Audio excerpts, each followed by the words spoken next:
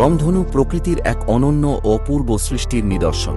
বৃষ্টির পর যখন সূর্যের আলো বৃষ্টির ফোঁটাগুলোর মধ্যে প্রবেশ করে, তখন আলো ভেঙে 7টি রঙের এক মোহনীয় ধনুরূপ আকাশে ফুটে ওঠে। বেগুনি, নীল, আকাশী, সবুজ, হলুদ, কমলা এবং লাল। এই দৃশ্য শুধু চোখকে মুগ্ধ করে না, মনকেও আনন্দে ভরিয়ে তোলে। রংধনু বহু সংস্কৃতিতে শান্তি, আশা এবং নতুন সূচনার প্রতীক হিসেবে বিবেচিত। এটি মনে করিয়ে দেয় যে ঝড়ের পরেও সৌন্দর্য আর সম্ভাবনার দেখা মেলে। রংধনু যেন প্রকৃতির এক নীরব বার্তা, যা বলে অন্ধকার কাটলে রঙিন দিনের অপেক্ষা।